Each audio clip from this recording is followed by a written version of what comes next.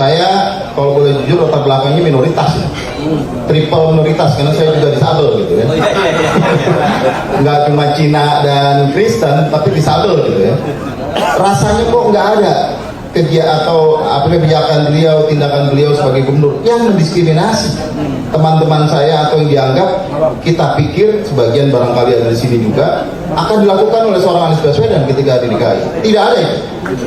Ini barangkali konfirmasi dan barangkali juga testimoni bahwa beliau tidak cuma akan jadi presiden yang membangun, presiden yang mengayomi semuanya, siapapun kelompoknya itu.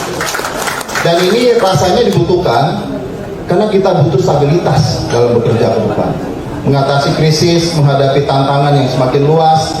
Tahun ini krisis katanya Bang di Eropa dan mungkin akan berdampak ke kita. Ini harus disiapkan dari sekarang. Dan dari semua capres yang ada, ya rasanya memang Pak Anies yang siap.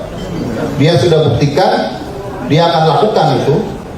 Dia ini boleh dibilang brilliant politician lah, jago banget gitu loh. Kan tadi saya bilang bekerja satu hal, memperlihatkan dan meyakinkan masyarakat bahwa dia bekerja dan baik, itu hal lain lagi. Kita semua punya tantangan itu.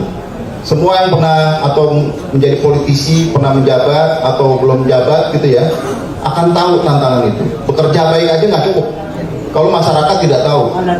Nah ini bagi saya dimiliki oleh Pak Anies Baswedan. Dia akan bisa meyakinkan rakyatnya bahwa mau ke arah mana, kita akan bergerak menuju kemana. Seorang yang punya visi, punya mimpi besar seperti ini kita butuhkan sekarang. Bukan cuma pelaksana atau petugas partai yang nurut aja apa kata mau orang-orang dekatnya, tapi harus orang yang punya keberanian, integritas kata Bang Saud tadi, memimpin bangsa ini tanpa kecuali, semua golongan dilayani.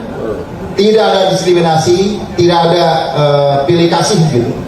Dan lagi-lagi Jakarta menjadi saksi apa dan bagaimana seorang Anies Baswedan memimpin Jakarta itu. Boleh sedikit referensi ya. Ya, Kementerian Atr BPN anggarannya cuma 8,5 triliun setahun. Itu seluruh Indonesia dengan 400 kantor se-Indonesia. DKI itu 80 triliun. Jadi bisa jadi memimpin DKI itu seperti memimpin 10 kementerian, Bang Andi. Dan kalau memimpin DKI berhasil, rasanya pantas jadi presiden di Indonesia.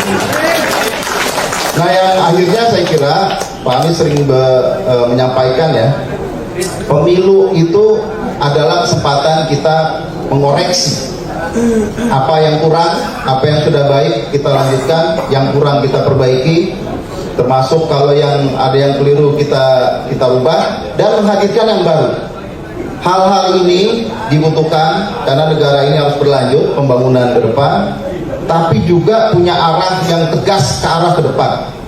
Tidak cuma bagaimana bagi-bagi kekuasaan, tapi apa yang menjaga beliau terus memberikan arah pada bangsa ini. Jabatan politik itu memberi arah. Jadi saya tuh Bang Saud, salah satu bonusnya jadi aktivis dulu ya, begitu jadi wamen, teman-teman PNS itu butuh retorika, butuh mimpi.